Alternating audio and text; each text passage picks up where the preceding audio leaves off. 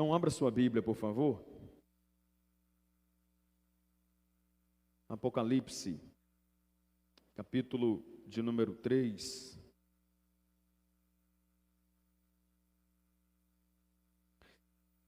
Antes do término do culto, nós vamos fazer uma oração por alguns irmãos que me pediram oração, pediu para que eu comunicasse aqui à igreja, pediu de oração. Depois da mensagem, nós vamos orar pelos nossos irmãos. Apocalipse capítulo 3, vamos ler a palavra de Deus.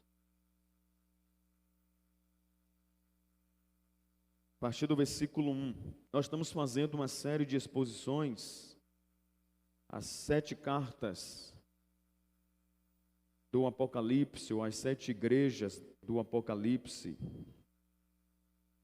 E nós já pudemos meditar sobre a igreja de Éfeso, a igreja de Esmirna, a igreja de Pérgamo, de Tiatira, e agora faremos uma reflexão sobre a igreja em Sardes, a igreja em Sardes. Antes da leitura, olhe para cá, por favor, deixa eu lhe dar aqui uma orientação antes da gente ler o texto. Qual é o objetivo dessa exposição sobre essas 7 igrejas do Apocalipse? É para que a gente apenas faça uma avaliação dessas igrejas? Não. O objetivo é para que a gente se enxergue. Que tipo de igreja estamos sendo? Que tipo de igreja estamos sendo? E quando eu falo igreja, eu não me refiro ao templo físico. Eu me refiro a nós, que somos a igreja do Senhor Jesus. Que tipo de igreja nós estamos sendo? Então vamos ler. Capítulo 3, parte do verso 1, diz assim: Ao anjo da igreja em Sardes, escreva: Essas coisas diz aquele que tem os 7 Espíritos de Deus e as 7 estrelas. Conheço as obras que você realiza, que você tem fama de estar vivo, mas está morto. Fique vigiando e fortaleça o restante que estava para morrer, porque verifiquei que as obras que você realiza não são íntegras na presença do meu Deus. Lembre-se, pois, do que você recebeu e ouviu, guarde-o e arrependa-se. Se não vigiar, virei como ladrão, e você de modo nenhum saberá em que hora virei contra você. Mas você tem aí em Sardes umas poucas pessoas que não contaminaram as suas vestes. Elas andarão comigo vestidas de branco, pois são dignas. O vencedor será assim vestido de branco, e de modo nenhum apagarei o seu nome do livro da vida. Pelo contrário, confessarei o seu nome diante de meu Pai e diante dos seus anjos. Quem tem ouvidos, ouça o que o Espírito diz às igrejas. Amém? Ó Senhor Deus e Pai, eu rogo ao Senhor a Tua graça sobre a nossa vida, para que possamos entender a palavra do Senhor. Pedimos que o Senhor venha produzir temor no nosso coração, que o Senhor fale conosco, em nome do Senhor Jesus. Amém. Então peço muito a sua atenção das nossas crianças, nossos adolescentes, jovens, todos aqui presentes. Peço muito a atenção de vocês. Então vamos analisar essa igreja, a igreja de Sardes. Mas antes, é importante que você entenda que a história de Sardes tem muito a ver com a história da igreja de Sardes. A história da igreja tem muito a ver com a história da cidade. Então deixa eu apresentar para vocês a cidade de Sardes. Quem era essa cidade? Sardes foi a capital da Lídia no século VII a.C. Segundo a história, foi uma cidade que viveu um tempo áureo nos dias do rei Cresso. Era uma das cidades mais magníficas do mundo nesse tempo, no século VII a.C. Para vocês terem uma ideia, Sardes ficava situado num alto de uma colina, com muralhas fortificadas, E por causa disto, era uma cidade que se sentia imbatível, impenetrável. Seus soldados e habitantes pensavam que jamais cairiam nas mãos dos inimigos. E de fato, meus irmãos, a cidade jamais ela foi derrotada por um confronto direto. Sardes nunca foi derrotada por um confronto direto. Todos os soldados inimigos que se levantaram contra essa cidade de maneira direta, perderam. Ela ficava em uma colina, era uma cidade com muralhas altas, muito fortificadas. Então, por isso, era uma cidade impenetrável. Então, diretamente, ela nunca foi conquistada. Por isso, havia um sentimento nos moradores de Sardes de que eles eram impenetráveis. Impenetráveis. Era uma cidade próspera, segundo a história, em parte devido ao ouro encontrado em Pactolus, que era um ribeiro que passava pela cidade.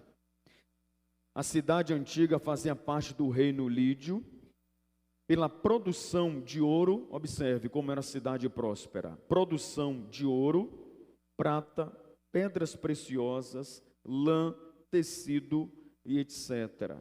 Então, Sardes, além de ser uma cidade fortificada, muito protegida, humanamente falando, era uma cidade muito rica, muito próspera.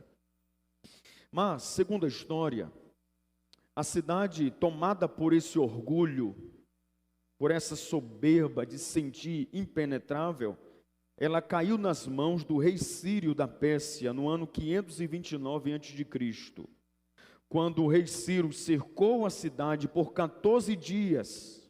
14 dias, Ciro com seu exército cercou a cidade de Sardes. E quando seus soldados estavam dormindo, os soldados lá de Sardes estavam dormindo, segundo a história, Ciro penetrou com seus soldados por um buraco que ele encontrou em uma das muralhas. Observe.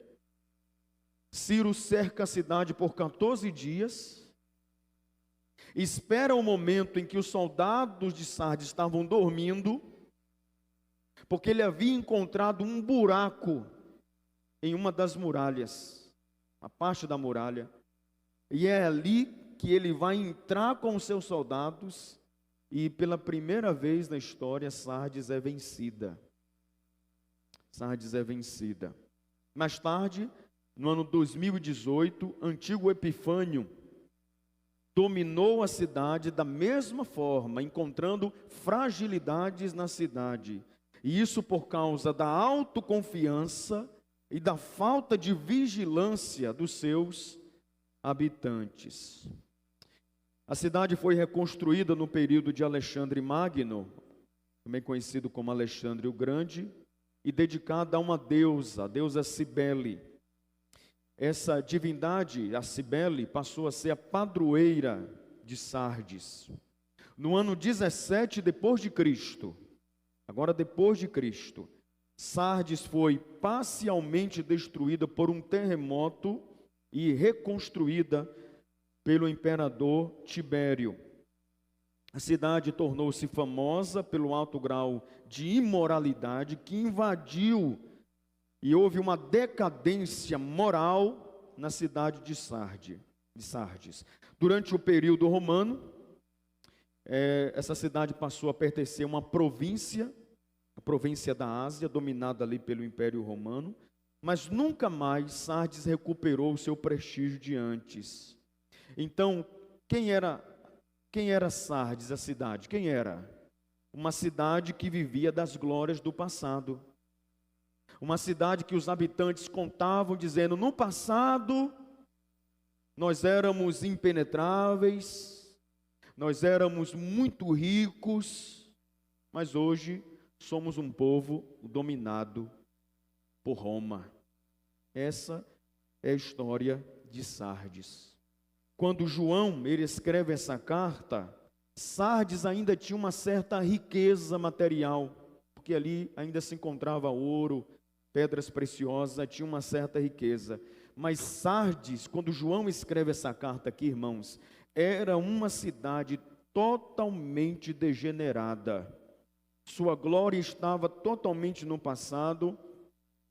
E seus habitantes aqui no primeiro século, eles se entregavam à luxúria e aos prazeres carnais. Essa era a situação daquela cidade. O que é que nós vamos ver? Que a história se repetiu dentro da igreja lá em Sardes, irmãos. Nós vamos observar aqui que a igreja, ao invés de ser um diferencial naquela cidade, ela se aculturou, ela tomou a forma da cidade e passou a ser uma igreja com glórias do passado e não mais do presente. Então vamos analisar aqui. Primeiro veja aí o versículo 1, ele diz: ao anjo da igreja em Sardes escreva, essas coisas diz aquele que tem os 7 Espíritos de Deus e as 7 estrelas. Uma observação aqui importante. Talvez você ache estranho, Jesus Cristo está dizendo que Ele é aquele que tem os 7 Espíritos de Deus. E nós aprendemos que o Espírito de Deus é uma pessoa da Santíssima Trindade. Mas por que aqui é dito os 7 Espíritos de Deus? Porque é uma linguagem metafórica, simbólica, característico do livro de Apocalipse. O Apocalipse é um livro que, em sua maioria do seu escrito, é de uma linguagem figurada, uma linguagem simbólica.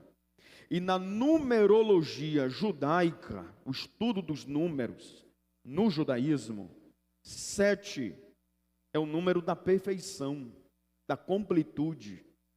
Então, quando ele fala os 7 Espíritos de Deus, não está se dizendo que o Espírito de Deus são 7 pessoas, mas que o Espírito de Deus, ele é perfeito. Por isso que o número 7 é referido a ele. Os 7 Espíritos de Deus. O Espírito de Deus é perfeito. As 7 estrelas, estrelas aqui, é uma linguagem figurada para falar dos pastores das igrejas, aqueles que lideram as 7 igrejas da Ásia. Então Jesus Cristo está dizendo que Ele tem o Espírito de Deus e essas 7 estrelas em seu domínio, em seu comando.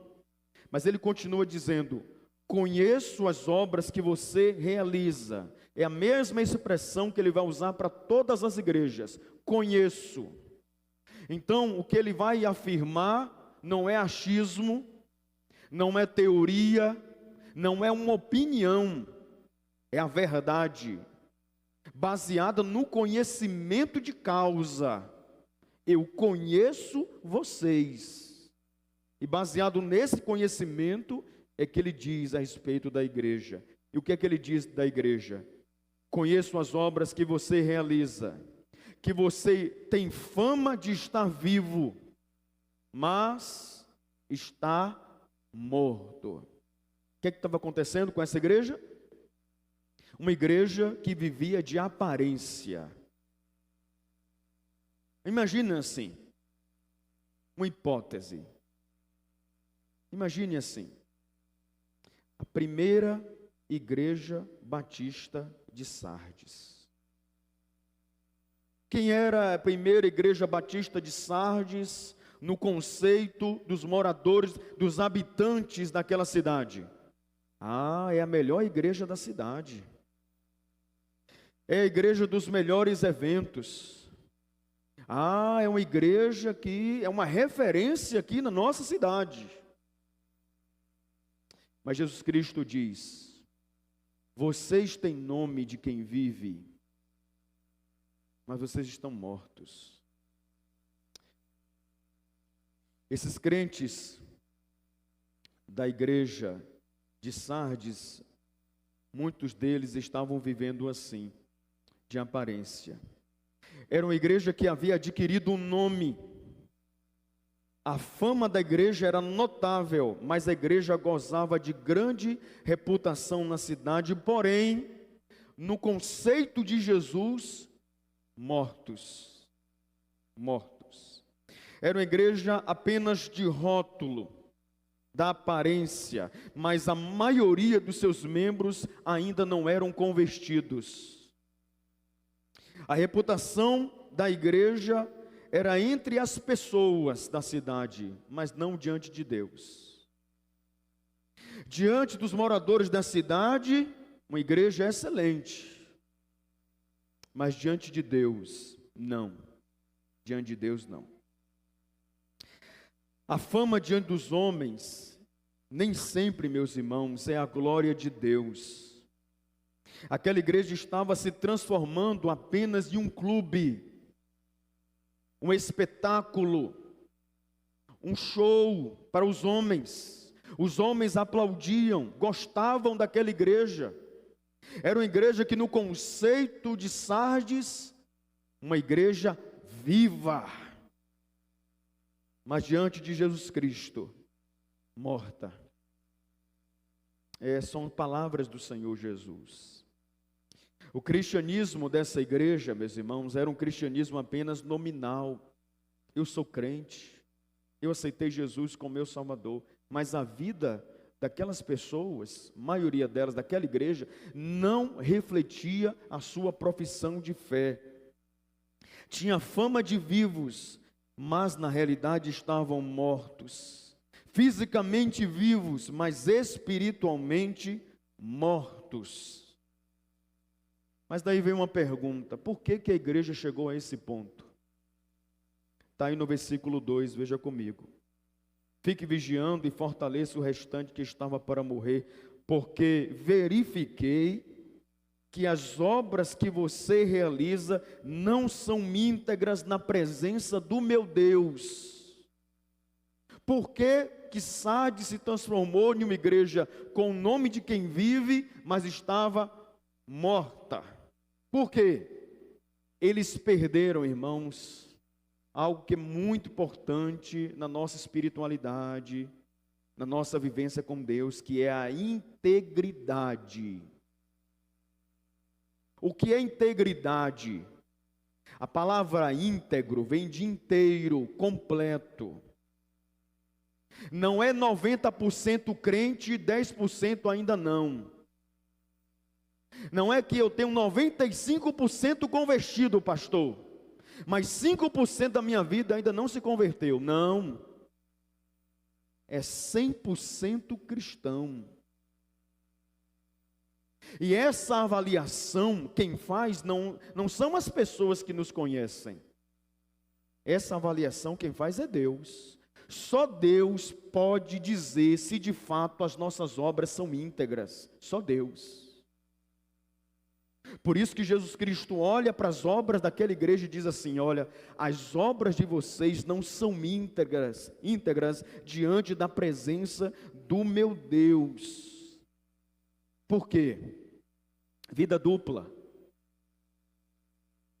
Era uma coisa na igreja, outra coisa lá fora. Por quê? Porque buscavam a sua própria glória e não a glória de Cristo. Honravam a Deus com os lábios, mas o coração estava longe do Senhor. Eram crentes hipócritas, davam esmola, oravam, jejuavam, entregavam dízimo, com o fim de ganhar a reputação e serem reconhecidos pelos homens. Mas eram como os fariseus, sepulcros caiados, mausoléus, túmulos bonitos, mas que por dentro não havia beleza. Eram como Caim, que ofertou a Deus, deu uma oferta para Deus, e que seu irmão deu uma oferta para Deus. Ambos foram ofertantes, ambos trouxeram uma oferta para Deus. Mas uma coisa, meus irmãos, que Deus faz e faz com proeza, é olhar os nossos corações. Deus não vê como o homem vê. O homem olha o que está por fora. E é somente até aí que ele pode ir mesmo. Você está olhando agora para mim, você não sabe o que está no meu coração. Você não sabe quem eu sou de verdade, você não me conhece. Da mesma forma você, eu não tenho condições de lhe conhecer na íntegra, mas Deus tem. Porque Deus não vê como o homem vê. Caim e Abel trouxeram oferta, mas Deus, antes de olhar para a oferta de Caim, olhou para o coração dele. E era um coração de um homem que não tinha amor no coração. Sabe o que Caim tinha no coração? Desejo de disputar com o seu irmão, de ter uma evidência maior do que o seu irmão, de ter um reconhecimento maior do que seu irmão. E quando Deus aceita a oferta de Abel e não aceita a de Caim, é revelado para as pessoas o que estava no coração de Caim. Ele já tinha uma indiferença com o irmão. E Abel não foi a causa da reprovação de Caim, não foi. Não foi que Abel orou dizendo assim: Deus, não aceite a oferta do meu irmão, aceite a minha. Não foi. Mas ele culpou o irmão por não ter sido aceito por Deus. Sabe o que é isto? Inveja. Sabe o que é isto?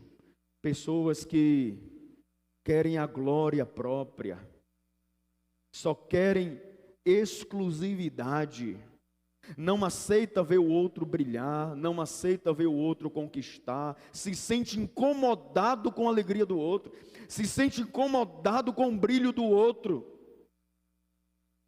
É aquela velha historinha de uma serpente que estava querendo comer um vagalume. E o vagalume faz uma pergunta para a serpente: serpente, por que você está me caçando?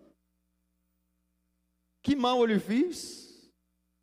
E outra coisa, eu não faço parte da sua cadeia alimentar, por que você me caça tanto? Aí a serpente disse assim para o vagalume: é porque o seu brilho me incomoda. Só por causa disso eu quero lhe matar. Seu brilho está me incomodando. E tem gente que é assim, irmão. Gente que é infeliz na vida. O brilho do outro incomoda.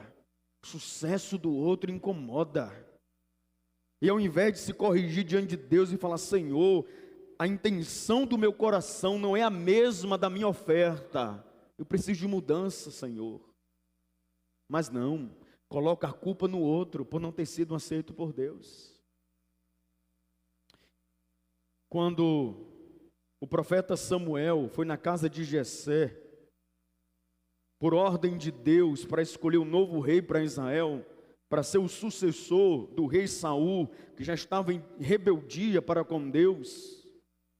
E quando ele chega na casa de Jessé, é apresentado os filhos, exceto Davi, por ser o mais novo, o mais tenro, aparentemente o mais incapaz de ser um rei, estava no campo trabalhando. Jessé não fez nem questão de chamar Davi. E quando apresenta Eliabe, que era o filho mais velho dele, e aparentemente com aquele aspecto de rei, que até o próprio Samuel, que era um homem que tinha intimidade com Deus, quando olha Eliabe, ele diz assim: está aqui o novo rei de Israel. Está aqui, encontrei. Tem toda a aparência de rei, bonitão, alto, forte. Esse que é um rei para o nosso povo. Quando ele pega o azeite para ungir Eliabe, Deus diz: pare. Porque eu não vejo como o homem vê. Vocês veem a aparência dos homens, mas eu olho o coração dos homens. Não é esse. E quem era? Um adolescente, um ruivo, um pastorzinho de ovelhas. Um menino que carregava uma funda na mão, não carregava nem espada. Foi esse que foi escolhido por Deus. Deus é assim, meus irmãos. Deus olha a integridade do nosso coração, quem nós somos de verdade. Então, deixa eu lhe dar aqui um conselho da parte de Deus para a sua vida. Seja íntegro diante de Deus. Não viva uma religiosidade simplesmente para ter o reconhecimento das pessoas. Não faça isso com você. Porque quando você faz isto, as suas obras não são íntegras diante de Deus. Se você faz algo na obra de Deus porque você quer ser reconhecido pelas pessoas, as suas obras não são íntegras diante de Deus. No verso 4, veja comigo, por favor.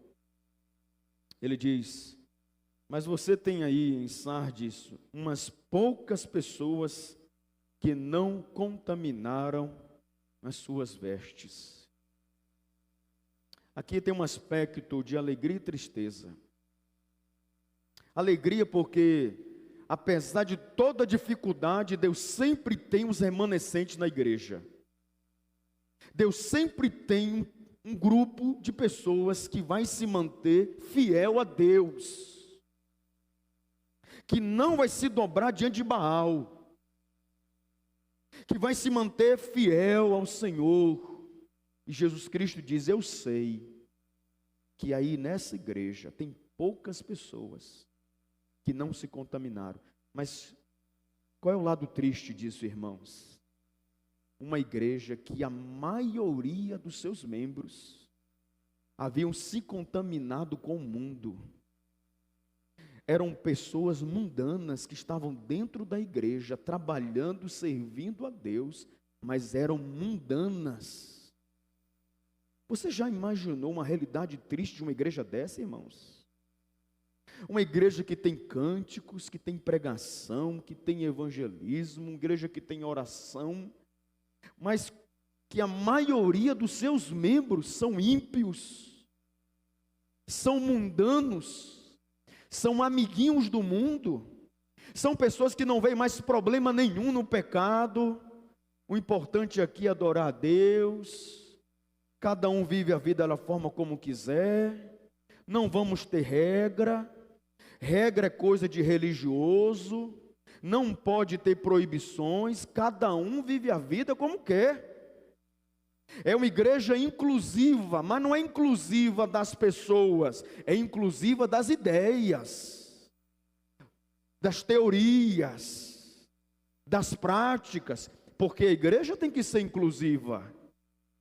A igreja tem que incluir dentro dela todas as pessoas, independente de cor, sexualidade, condição socioeconômica, todas as pessoas devem ser incluídas na igreja.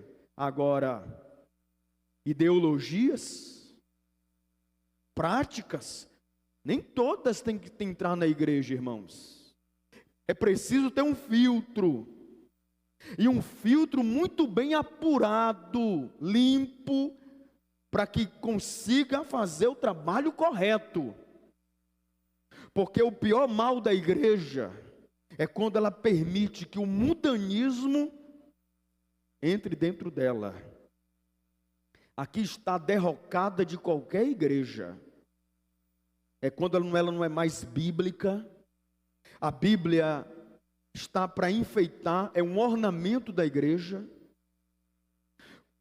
É uma Bíblia, é uma igreja que não se volta para a palavra de Deus, não teme mais a Deus, e ela vive como se fosse realmente um clube.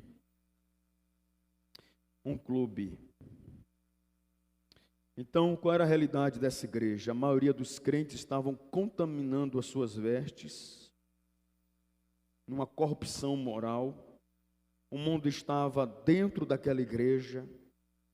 A igreja estava se tornando amiga do mundo, amando o mundo e se conformando com o mundo. Com o mundo. Se você estudar a história da igreja, você vai perceber que no primeiro século, segundo, terceiro século, foram 3 séculos que a igreja foi duramente perseguida. Nós cantamos aqui uma canção. que o Coliseu não parou a igreja. Você sabe o que aconteceu com os nossos irmãos no Coliseu em Roma? A história não é romântica. A história não é uma história tranquila de se ouvir, ela é pesada.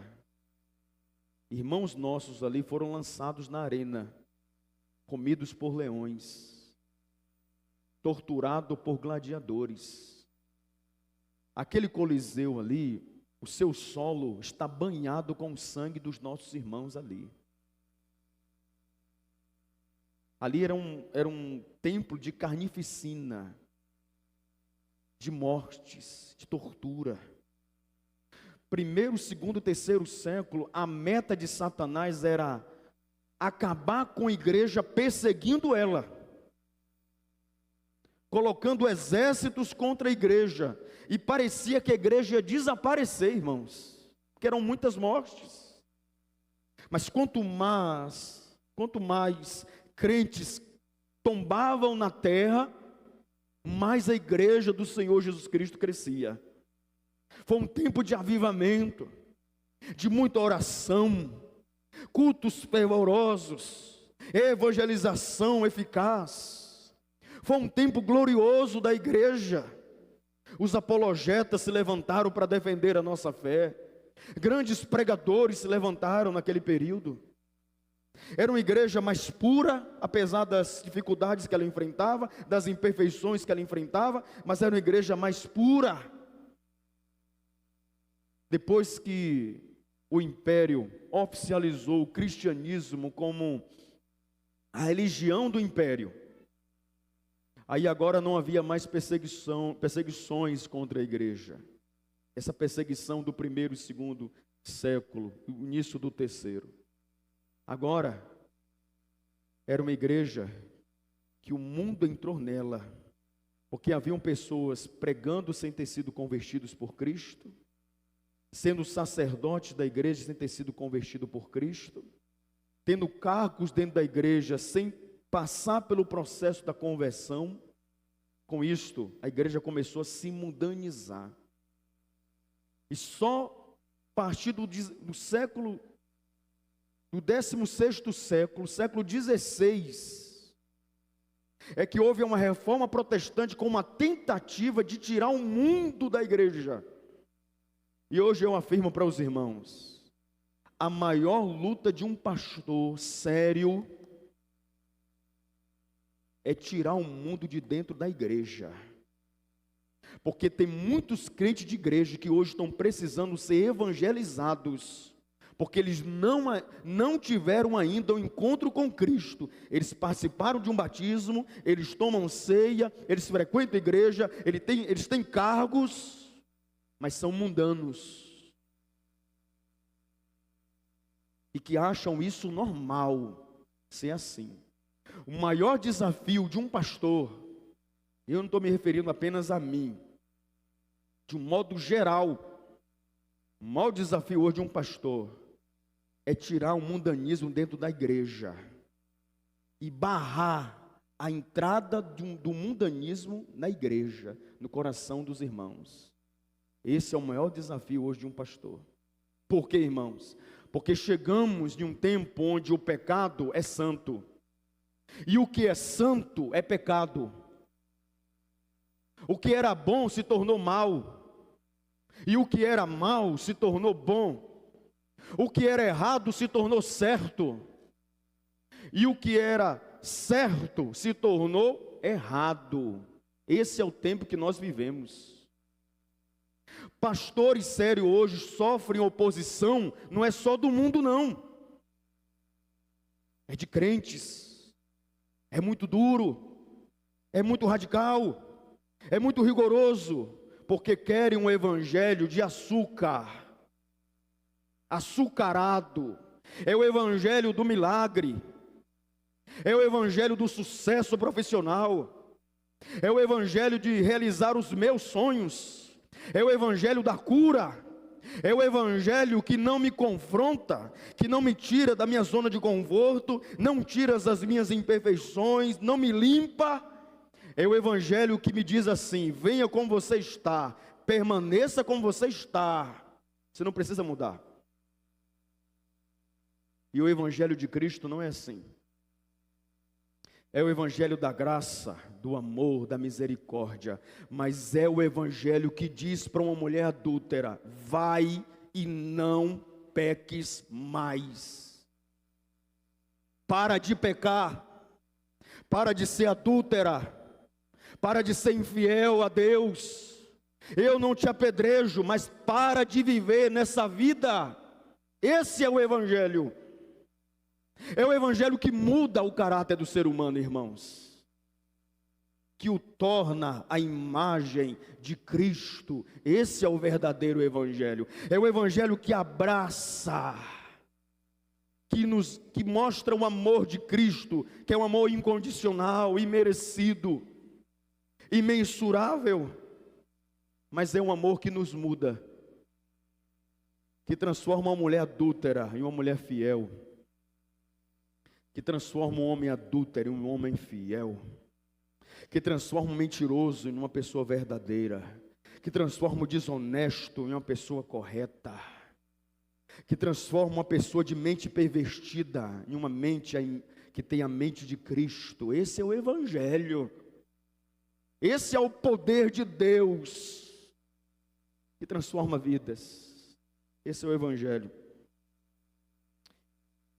Mas aí, meus irmãos, Jesus Cristo diz no verso 3: lembra-te, pois, do que você recebeu e ouviu, guarde-o e arrependa-se. O que é que esse povo recebeu? O que é que esse povo ouviu lá naquela igreja de Sardes? A palavra de Deus. Sabe o que é que Jesus está dizendo para os membros daquela igreja, cuja maioria havia se corrompido, se contaminado com o mundo? Lembrem-se do que vocês receberam e ouviram. Meu irmão, não é por mim não. Por favor, não entenda que é por mim não. Mas valorize a palavra de Deus. Valorize esse alimento que vocês estão recebendo agora, meus irmãos. Deem valor a isso aqui. Porque isso aqui pode salvar a sua vida. Pode te livrar do inferno. Isso aqui pode te livrar de uma condenação eterna. Livrar você do lago de fogo e enxofre, que é a segunda morte, que é a habitação de Satanás e os demônios, cujos condenados ímpios irão passar a eternidade no inferno. Essa palavra, ela tem um poder de nos livrar da condenação eterna e nos conduzir à graça, que é Cristo Jesus. Valorizem, guardem essa palavra que vocês estão ouvindo. É isso que Jesus Cristo está dizendo para aqueles irmãos lá de Sardes. Vocês já ouviram a palavra de Deus, por que vocês estão vivendo dessa forma?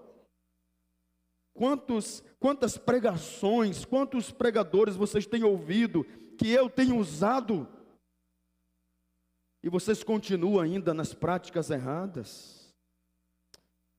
Aí Jesus Cristo diz, verso 3: se você não vigiar, virei como um ladrão, e você de modo algum saberá em que hora virei contra você. O que é que aconteceu na cidade de Sardes? O rei Ciro, o rei da Pérsia, cercou a cidade por 14 dias, a cidade que os habitantes eram orgulhosos, a ponto de dizer assim: nós somos impenetráveis, invencíveis. E o rei Ciro encontra um buraco na muralha da cidade, e de madrugada entra e vence Sardes. Jesus Cristo está dizendo para a igreja: vigiem. Deixa eu perguntar para você, meu irmão, onde é que estão os buracos da sua vida? Onde é que estão os buracos da sua muralha que Satanás está entrando na sua vida, está entrando na sua família, está entrando na sua casa e fazendo você perder batalhas. Onde é que estão os buracos aí, meu irmão? Você sabe o que Jesus Cristo está dizendo? Feche as brechas, vigie. Por onde é que você está dando lugar a Satanás, que está cercando você, procurando um lugar, ele possa entrar para destruir a sua vida? Onde estão esses lugares? É na sua sexualidade? São nas suas amizades? Em que área da sua vida você está dando lugar ao diabo? E ele está dando gargalhada da sua cara, enquanto você está levantando a mão dentro de igreja. Enquanto você não se arrepende, você não fecha essas brechas, você está pensando que está vencendo, quando na verdade você está perdendo. Você está igual à igreja, à cidade de Sardes. Nós somos impenetráveis. Aí a Bíblia diz: aquele que pensa estar em pé, cuide-se, para que não caia. Está igual à igreja de Sardes. Nós somos a igreja boa da cidade. Ou na realidade Jesus Cristo diz: de boa você não tem nada. São melhores da cidade não. Porque eu conheço a vida de vocês. E sei quem vocês são no dia a dia. Eu conheço vocês. O que as pessoas conhecem são os cultos. Mas eu conheço a vida de cada um de vocês. Eu sei o que vocês andam fazendo dentro do quarto, quando estão sozinhos. Eu sei quem vocês são quando estão em outra cidade, que vocês pensam que ninguém conhece vocês. Eu sei o que vocês acessam no celular. Eu sei dos pensamentos, dos sentimentos, das intenções de vocês. Eu conheço vocês. O que as pessoas conhecem são os cultos. Mas a vida é Jesus que conhece, meus irmãos. É Jesus que conhece. Aí ele diz, versículo 5: o vencedor, o que vencer essa corrupção, que perseverar e dizer: Senhor, é a tua palavra, eu aceito, eu quero viver ela. Ele diz: o vencedor será vestido de branco. De modo nenhum apagarei o seu nome do livro da vida. No hall da fama em Sardes, no hall da fama, havia lá a igreja de Sardes. As pessoas diziam: é a igreja boa. Mas sabe o que é importante, irmãos? Não é a nossa igreja estar no hall da fama aqui nesse mundo. Sabe o que é importante? É o nosso nome estar escrito no livro da vida. Jesus Cristo está dizendo: você que vencer, eu vou vestir você de branco naquele dia, quando eu lhe buscar. Você andará de branco comigo. De modo nenhum apagarei o seu nome no livro da vida, porque uma vez que a pessoa é salva, salvo assim será. De modo nenhum ele apaga o nosso nome do livro da vida. Essa é a nossa glória, que um dia seremos citados por Jesus Cristo. Ele diz, versículo 5: pelo contrário, confessarei o seu nome diante de meu Pai e diante dos seus anjos. Essa é a nossa glória. Essa é a nossa razão de ser igreja. Não para que os homens venham nos aplaudir e dizer: nossa, como você é um crente bom. Essa não é a nossa glória. A nossa glória é Jesus citar o nosso nome para o Pai, citar o nosso nome para os anjos e dizer assim: servo bom e fiel, Foste fiel no pouco, sobre o muito eu te colocarei. Entra no gozo do teu Senhor. Essa é a nossa glória. E sabe qual é a vergonha de um crente? Ele chegar diante de Cristo naquele dia e ele ouvir de Jesus: apartai-vos de mim, malditos, para o fogo eterno, preparado para o diabo e os seus anjos. E esse crente, frequentador de igreja, religioso, cuja vida não foi transformada pelo Evangelho, não teve encontro com Cristo, não nasceu de novo, apenas frequentando a igreja, ele vai dizer: mas Senhor, como eu não vou entrar? Em teu nome eu profetizei, em teu nome eu expulsei demônios, em teu nome eu operei maravilhas. Como é que eu não entro? Eu fiz acontecer muitas coisas. Jesus dirá: apartai-vos de mim, vocês que praticam a iniquidade. Reconhecido pelos homens como exorcistas, reconhecido pelos homens como operadores de milagres, reconhecido pelos homens como pregadores da palavra de Deus, mas diante de Jesus, ímpios, que praticam o pecado. Meu irmão, essa palavra não é eu me colocando acima de você, não. Essa palavra é Deus se mostrando que está acima de nós e dizer que Ele nos conhece e que nós precisamos ver como está a nossa vida diante de Deus. Como é que está a sua vida diante de Deus, meu irmão? Que igreja você tem sido? Que igreja você tem sido? Que igreja você tem sido? A igreja do rótulo, a igreja que tem nome de que está vivo, mas que por dentro está morta, ou dos remanescentes que não se mundanizaram e que serão os vencedores na reta final e que andarão de branco com o Senhor Jesus, cujo o nome está escrito no livro da vida. Que crente você é, meu irmão? Por isso, se volte para Deus, feche as brechas da sua vida, leve um cristianismo mais a sério, tema mais a Deus, se volte para Deus, porque um dia prestaremos conta da nossa vida ao Senhor. Peço a você que se coloque em pé, por favor.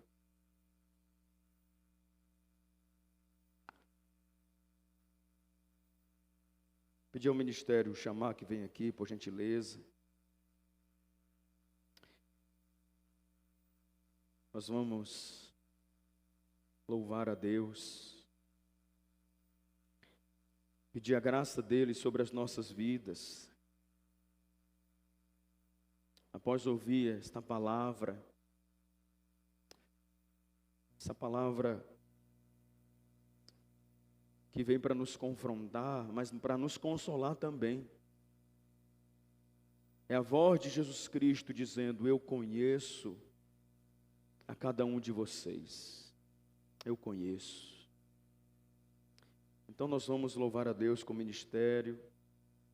Logo após nós vamos orar, nós vamos suplicar a Deus. Vamos pedir a Deus que Ele nos ajude. Ele feche todas as brechas da nossa vida.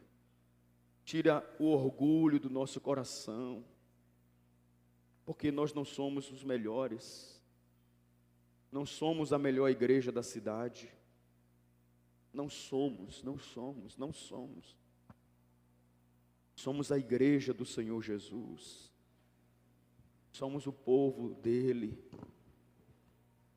e que o que importa para nós não é os elogios da cidade. O que importa para nós são as palavras do Senhor Jesus, a nossa direção, a nosso respeito. Então vamos louvar a Deus. Ministério Louvor, por favor.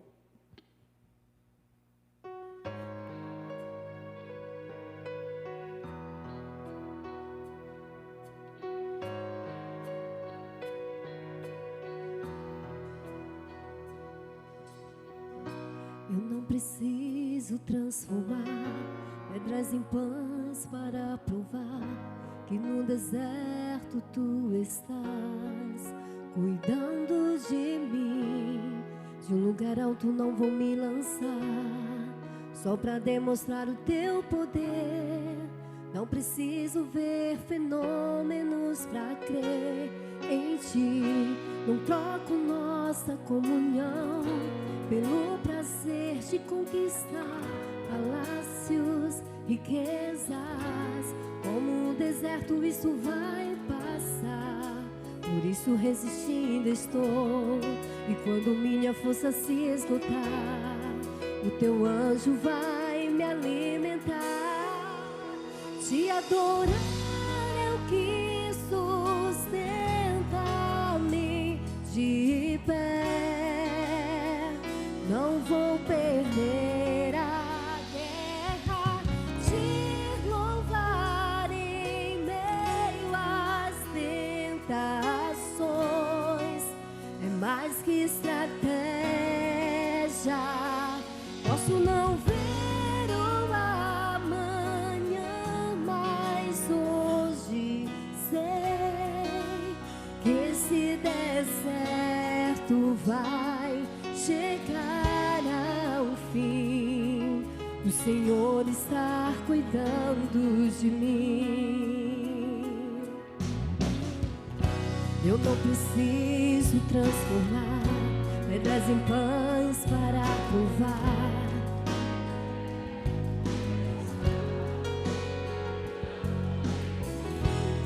De um lugar alto não vou me lançar. Não preciso ver fenômenos pra crer em ti.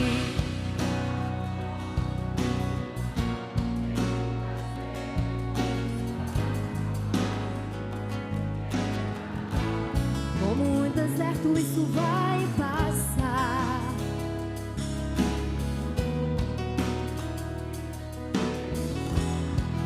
O teu anjo vai me alimentar e te adorar é o que sustenta-me.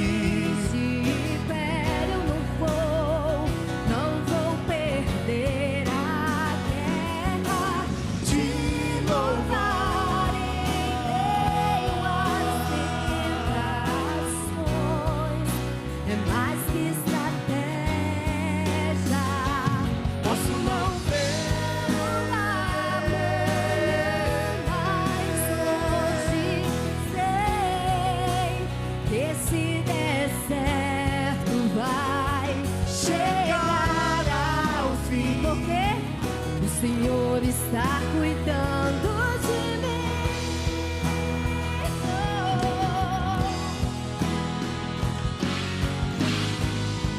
Ao Senhor toda a honra e toda a glória, toda a adoração. Pega a sua voz e declare: te adorar é o que sustenta-me. De pé eu não vou perder a guerra. Te louvar em meio às tentações. É mais que estratégia. Posso não ver o amanhã, mas hoje sei que esse deserto vai chegar ao fim. O Senhor está cuidando de mim. Te adorar.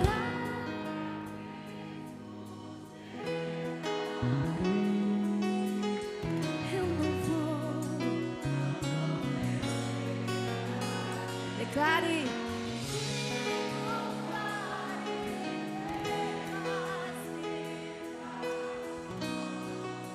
é mais que estratégia. Posso não ver, Mas hoje sei, esse deserto vai chegar ao fim. porque o Senhor está cuidando de mim.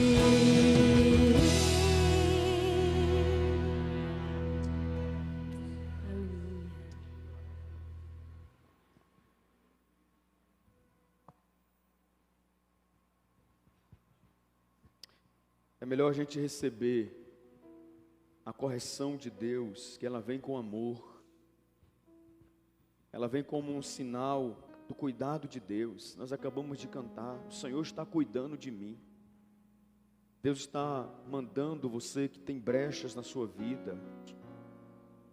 Seu muro está cheio de buracos. Deus manda você fechá-los. Ele está cuidando de você. Ele quer o seu bem. Nós temos aqui a cruz no fundo, que é o maior símbolo do cristianismo. Essa cruz vazia, ela representa muitas coisas. Cristo está vivo, Ele ressuscitou, Ele não está mais na cruz. Mas essa cruz, ela também nos ensina dizendo que o Evangelho é morte. O Evangelho primeiro nos mata, para depois nos dar vida. Primeiro nós morremos para nós mesmos, morremos para o mundo, para vivermos para Cristo. E dizer com o apóstolo Paulo, já não vivo mais eu, mas Cristo, Ele vive em mim. A cruz anuncia isto. Você quer caminhar com Cristo? Primeiro você vai morrer para os seus desejos, suas vontades, contrárias à vontade de Deus. Negue-se a si mesmo, ele diz. Depois me siga, tome a sua cruz e siga-me. Esse é o Evangelho, irmãos. É o Evangelho da bondade, das bênçãos, mas é o Evangelho da renúncia. É o Evangelho do arrependimento. É o Evangelho da conversão. Eu quero convidar aqui o pastor Amado. Vamos orar pela vida dele, pela vida desse ministério, agradecer por esses 20 anos, proclamando a palavra de Deus através dos cânticos, através da evangelização nas praças, do suporte para as igrejas. Então nós vamos orar, agradecer a Deus. Ó Senhor nosso Deus, nós ouvimos a Tua palavra, Senhor, e queremos nessa hora não ouvir essa palavra para pensar nos outros.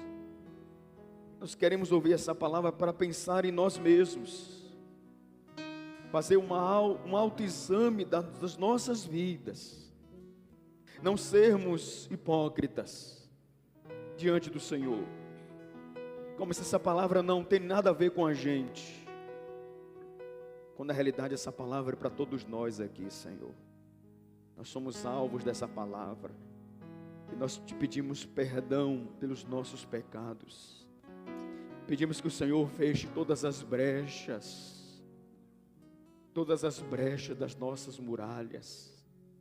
Fecha, Senhor, que Satanás seja repreendido, toda a sua artimanha contra nós, contra as nossas famílias, toda a artimanha dele seja repreendida em nome do Senhor Jesus. Que nós venhamos ser uma cidade guardada pelo Senhor, mas sem soberba no coração, sem imaginarmos que somos melhores, que somos invencíveis, que ninguém pode nos vencer. Se nós não vigiarmos, Senhor, seremos sim derrotados.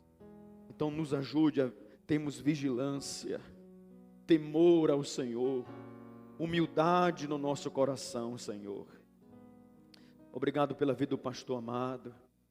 Obrigado pela vida desse ministério Chamar, que há 20 anos atrás teve início debaixo da Tua bênção, e que hoje eles estão aqui, Senhor, celebrando esses 20 anos. Muito obrigado pela existência desse ministério. Continue a encorajar os Teus filhos, Que esse ministério não venha parar, Senhor, até a volta do Senhor Jesus. Segundo a tua vontade, que esse ministério continue.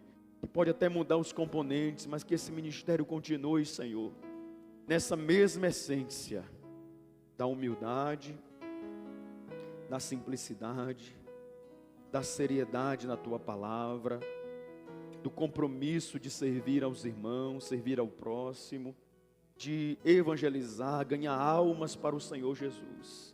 Que essa essência nunca venha se apagar na vida desse ministério, Senhor. Em nome do Senhor Jesus. Rogamos ao Senhor pelos irmãos que nos pediram oração. Rogamos ao Senhor pela vida de Wilson. Wilson, que é parente de Eduardo, sobrinho de Eduardo. Pedimos ao Senhor pela vida de Wilson, que foi diagnosticado com uma doença. Que o Senhor visite a vida de Wilson, Senhor. Abençoa a vida dele. Abençoa a vida de todos os nossos irmãos. Todos os nossos irmãos estão enfermos, estão hospitalizados, estão acamados. Que o Senhor os abençoe, meu Deus. Para a glória do Senhor Jesus. Nós rogamos ao Senhor e te agradecemos em nome de Cristo Jesus. Amém. Glória a Deus.